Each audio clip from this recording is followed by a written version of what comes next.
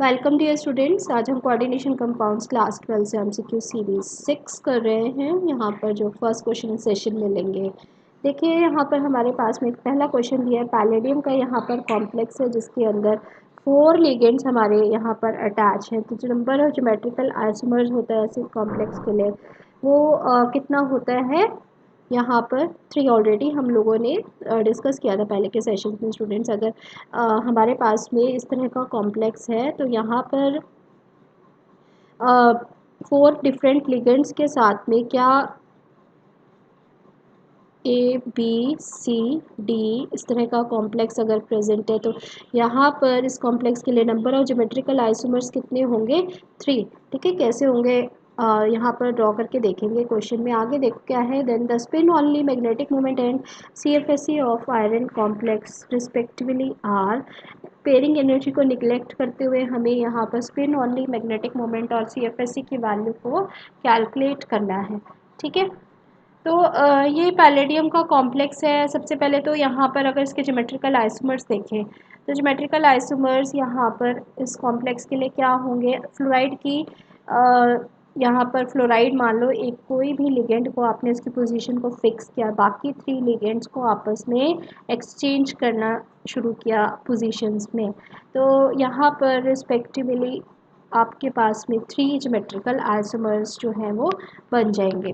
कि सपोज़ आपने यहाँ पर क्लोराइड को जो है वो आयोडाइड के साथ में चेंज किया, क्लोराइड और ब्रोमाइड को चेंज किया और ब्रोमाइड और आयोडाइड को चेंज किया। ठीक है, तो ये हमारे पास में जो है डिफरेंट आइसोमर्स यहाँ पर बन जाएंगे। क्वेश्चन में इसने जो पूछा है आगे कि CFSE वैल्यू क्या होगी आयरन के इस कॉम्प्लेक्स के लिए, तो यहाँ पर ऑक्सीडेशन स्टेट अगर आयरन की देखें स्टूडेंट्स तो +3 ऑक्सीडेशन स्टेट यहाँ पर प्रेजेंट है। अब +3 ऑक्सीडेशन स्टेट यहाँ पर अगर प्रेजेंट है तो इस एनायनिक कॉम्प्लेक्स पर चार्ज कितना आ गया? 3 - 3 चार्ज आ गया इस एनायनिक कॉम्प्लेक्स के ऊपर। अब हमें यहाँ पर स्पिन ऑनली मैग्नेटिक मोमेंट और CFSE की वैल्यू को देखना है। कैसे देखोगे? यहाँ पर आयरन का ये कॉम्प्लेक्स है, इसके अंदर Fe+3 ऑक्सीडेशन स्टेट में प्रेजेंट है और देखो Fe यहाँ पर +3 ऑक्सीडेशन स्टेट में कैसे है? x - 6 = -3, सो x = +3 ऑक्सीडेशन स्टेट में है। तो इलेक्ट्रॉनिक कन्फिग्रेशन यहाँ पर हो गई 3d5। 3d5 इलेक्ट्रॉनिक कन्फिग्रेशन जो है यहाँ पर, अगर हम यहाँ पर जो हमारा d ऑर्बिटल्स है, डी ऑर्बिटल की एनर्जी को स्प्लिट अप करते हैं T2G और EG लेवल के अंदर, तो स्ट्रॉन्ग फील्ड होने की वजह से यहाँ पर साइनाइड जो हमारे पास में प्रेजेंट है स्टूडेंट्स, वो एक स्ट्रॉन्ग फील्ड लिगेंड है। दैट इज़ वाई यहाँ पर क्या हो जाएंगे? All the electrons will get paired up.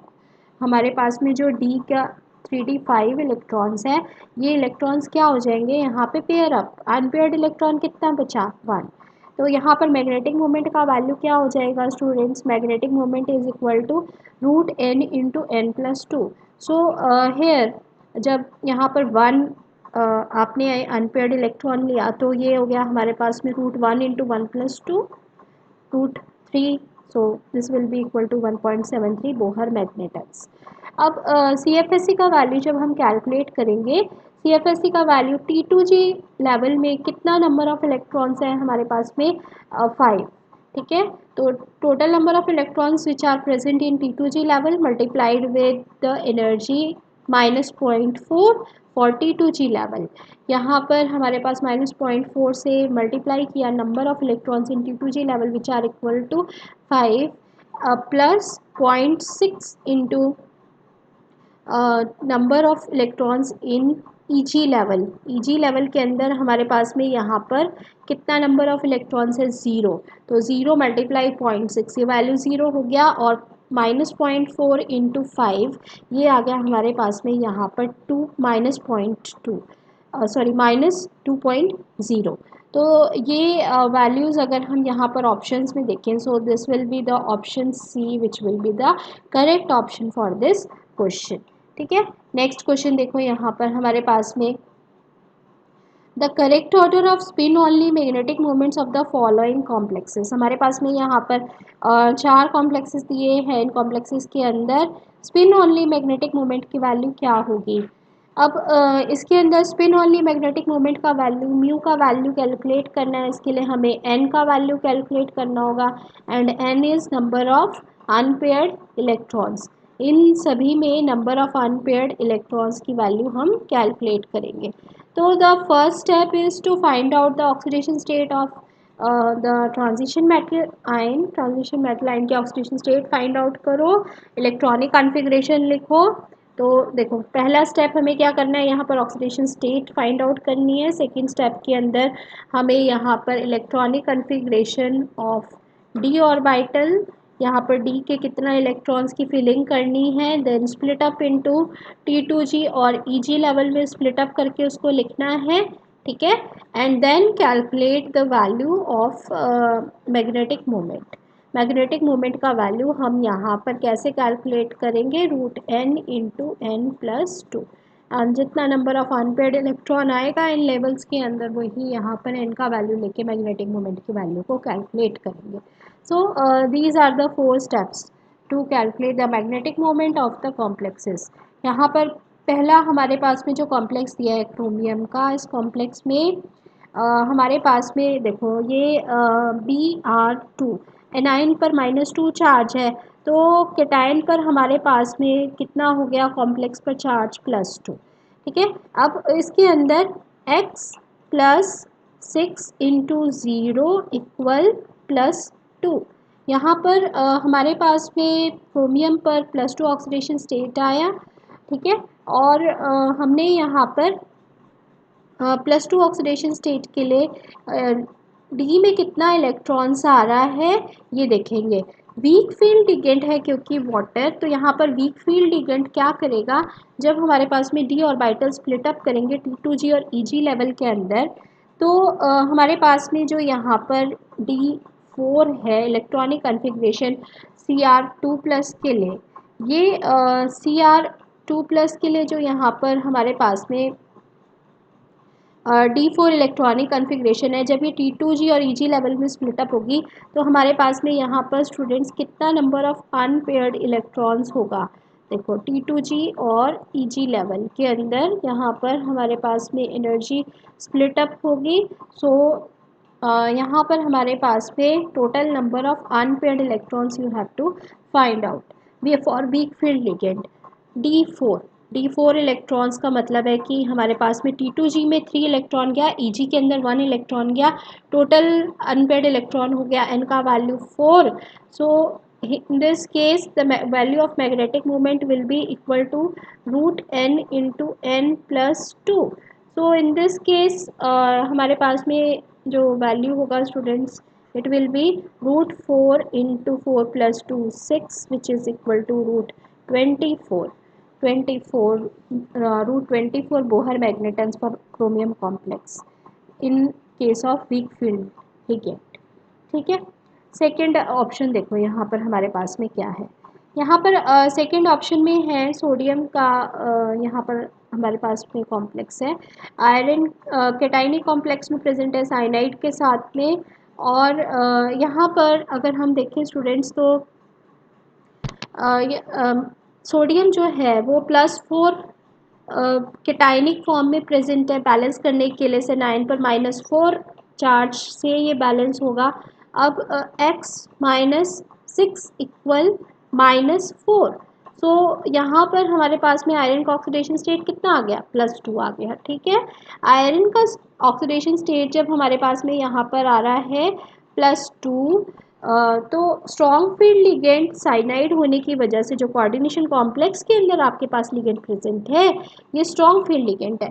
ये क्या करेगा, जो आपकी इलेक्ट्रॉनिक कॉन्फ़िगरेशन यहाँ D6 आई है आयरन +2 के लिए, जब ये स्प्लिट अप होगी एनर्जी T2G और EG के अंदर, तो सारे इलेक्ट्रॉन्स हमारे T2G के अंदर ही पेयर्ड अप हो जाएंगे because of strong field ligand. There will be no unpaired electron, n का वैल्यू 0, तो मैग्नेटिक मोमेंट का वैल्यू भी 0। ओके, नेक्स्ट ऑप्शन क्या है हमारे पास में, यहाँ पर ये सोडियम का कॉम्प्लेक्स है आयरन के साथ में, और यहाँ पर ऑक्सलेट आयन प्रेजेंट है। ऑक्सलेट आयन अब यहाँ पर इसको कैसे करेंगे, देखो यहाँ पर +3 कैटाइनिक चार्ज प्रेजेंट है, बैलेंस करने के लिए एनायन पर -3 आएगा। आयरन यहाँ पर हमारे पास में एक्स, अगर मान लिया ऑक्सीडेशन स्टेट तो x+3 into -2 which will be equal to -3। तो यहाँ पर हमारे पास में जो हो गया x -6 इक्वल -3, यानी आयरन +3 ऑक्सीडेशन स्टेट में इस कॉम्प्लेक्स के अंदर प्रेजेंट है। ठीक है, आयरन जो है यहाँ पर +3 ऑक्सीडेशन स्टेट में प्रेजेंट है और हमारे पास में D5 electronic configuration strong field ligand के साथ में स्प्लिट अप होगी T2G और EG लेवल्स के अंदर।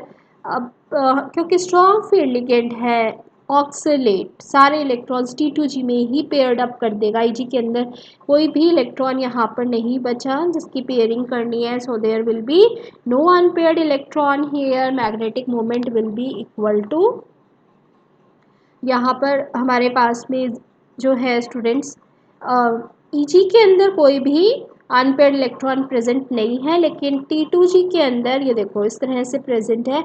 हमारे पास में T2G5 D5 electronic configuration present है, एक अनपेयर्ड इलेक्ट्रॉन यहाँ पर प्रेजेंट है।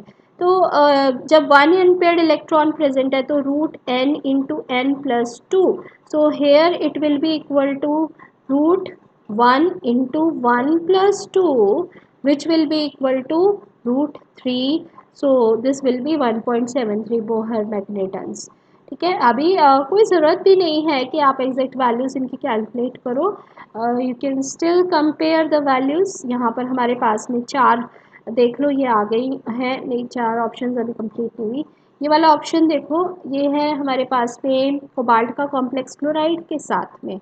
इस कॉम्प्लेक्स के अंदर स्टूडेंट्स कोबाल्ट जो है वो किस ऑक्सीडेशन स्टेट के अंदर प्रेजेंट है, यहाँ पर ये है हमारे पास में कोबाल्ट का कॉम्प्लेक्स और यहाँ पर इस कॉम्प्लेक्स में +2 ऑक्सीडेशन स्टेट में ये प्रेजेंट है।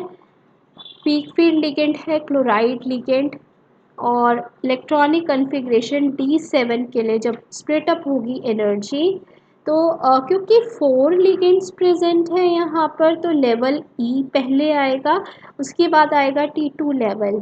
ठीक है, अभी E लेवल के अंदर हमारे पास में देखो कैसे इलेक्ट्रॉन्स पहुँचेगा यहाँ पर E और T2 लेवल के अंदर।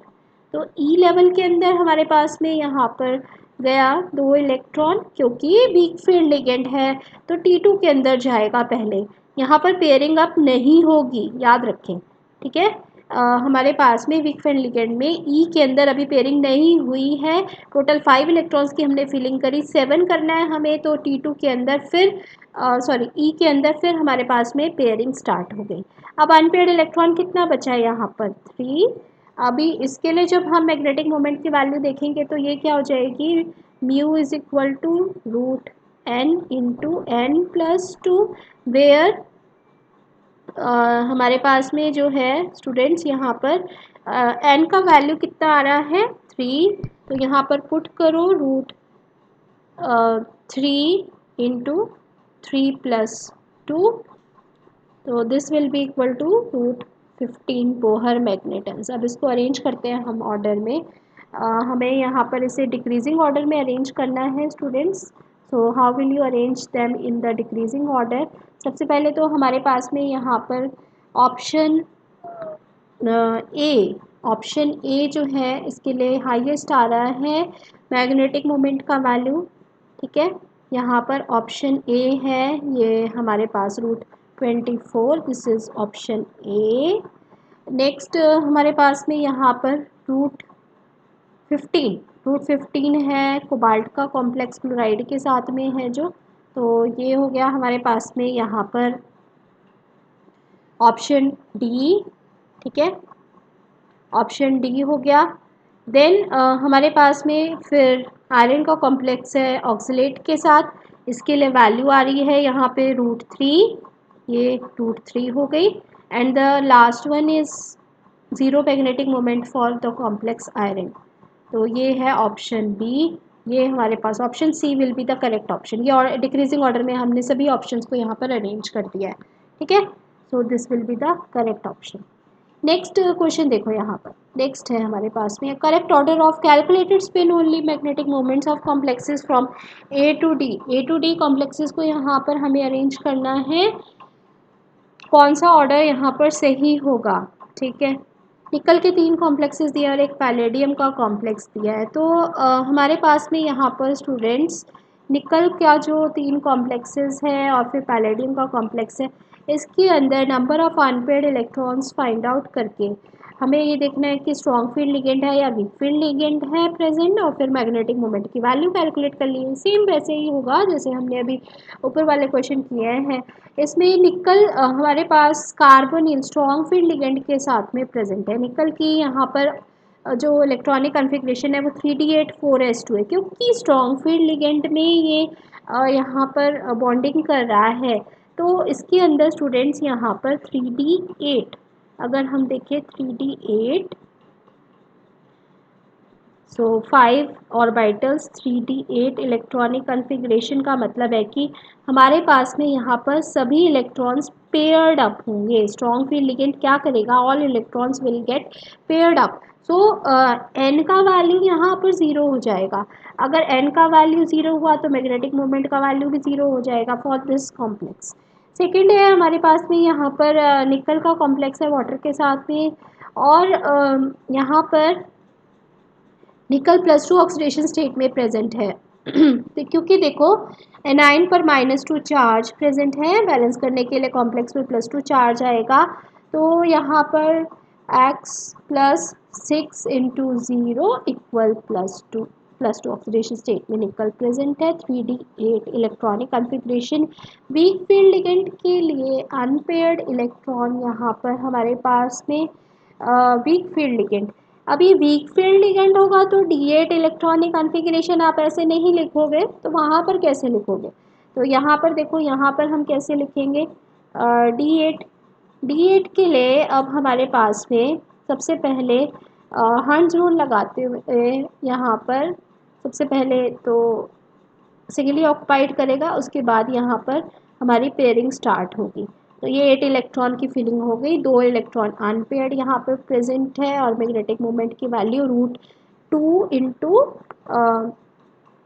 ये हमारे पास में जो है मैग्नेटिक मोमेंट की वैल्यू हो गई students mu is equal to √n into n+2। So here √2 into 2+2, so this will be equal to √8। ठीक है, नेक्स्ट है हमारे पास में यहाँ पर ये सोडियम का कॉम्प्लेक्स है।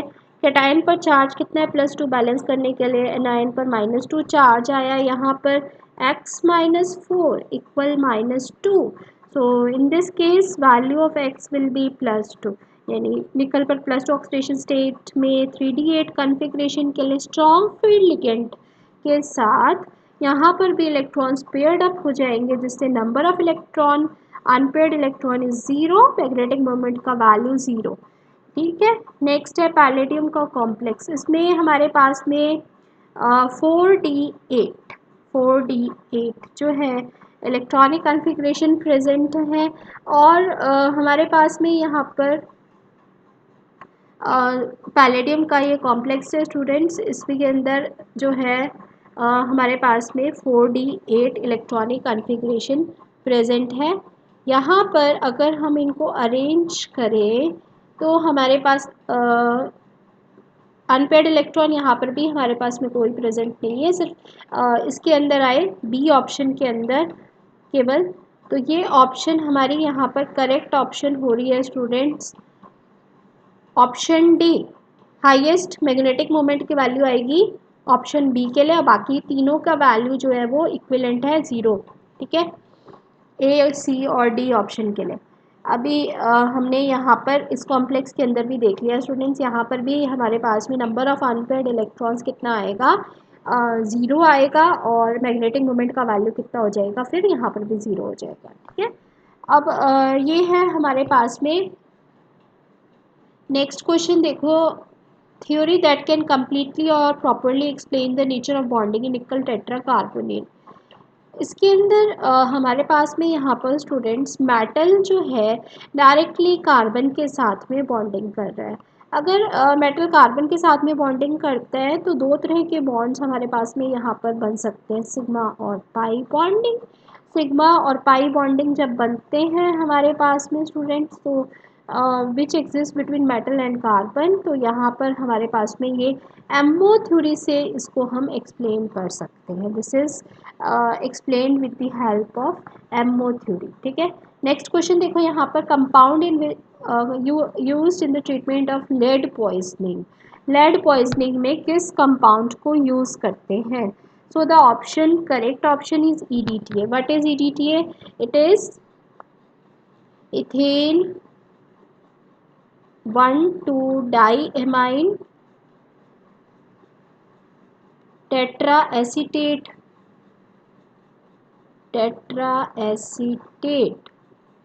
आयन। ठीक है, EDTA कंपाउंड जो लेड पॉइजनिंग के लिए हम यहाँ पर यूज़ करेंगे वो है EDTA।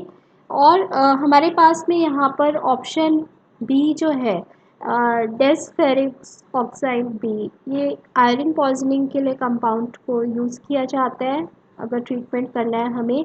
और हैवी मेटल पॉइजनिंग अगर है तो ये पेनिसिलिन एमाइन ये यूज़ करेंगे कंपाउंड। अगर हमारे पास में स्टूडेंट्स कैंसर का ट्रीटमेंट के लिए कंपाउंड देखना है तो वो है cisplatin. EDTA will be the correct option for this question, that is for lead poisoning. ठीक है, नेक्स्ट देखो यहाँ पर, नेक्स्ट है हमारे पास में यहाँ पर degenerate orbitals of chromium with water. यहाँ पर इस कॉम्प्लेक्स के लिए डीजेनरेट ऑर्बिटल्स क्या होंगे? सबसे पहले तो यहाँ पर हमारे पास में स्टूडेंट्स क्रोमियम किस ऑक्सीडेशन स्टेट के अंदर प्रेजेंट है? यहाँ X+6 for neutral water molecule 0 charge होगा, इक्वल टू +3। तो ये हमारे पास में यहाँ पर क्रोमियम कौन सी ऑक्सीडेशन स्टेट में प्रेजेंट है? +3 ऑक्सीडेशन स्टेट के अंदर प्रेजेंट है। D3 यहाँ पर कन्फिग्रेशन हुआ और it will form an octahedral inner orbital complex. Octahedral inner orbital यहाँ पर कॉम्प्लेक्स बनाएगा ये। ठीक है, इसके अंदर अगर हम देखें कि डीजेनरेट ऑर्बिटल्स कौन से यूज़ हो रहे हैं, तो हमारे पास डी ऑर्बिटल्स के two sets of degenerate orbitals होते हैं स्टूडेंट्स। कौन से? DXY, DXZ, DYZ, जिनकी एनर्जीज आपस में इक्वल होती हैं। Degenerate orbitals are those which are equivalent energies, equal energies.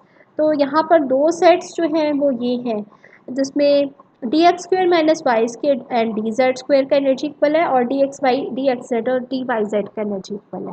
तो option A will be the correct option, dxz and dyz। dxz and dyz will be the correct answer for this question. तो इस session में हमने आज students ये MCQ series 6 जो है वो करी कोऑर्डिनेशन कंपाउंड्स क्लास 12 से, और भी 5 सीरीज़ ऑलरेडी हम लोग डिस्कस कर चुके हैं कोऑर्डिनेशन कंपाउंड्स के लिए। कंप्लीट सीरीज़ हम लोग यहाँ पर जी मेंस एडवांस के लास्ट ईयर के क्वेश्चन से यहाँ पर MCQs की डिस्कस कर रहे हैं स्टूडेंट्स। बहुत इंपॉर्टेंट है सीरीज़, और बने रहिए चैनल पर। नेक्स्ट और MCQ सीरीज़ के साथ में आपसे जल्द ही मिलेंगे। Till then good bye.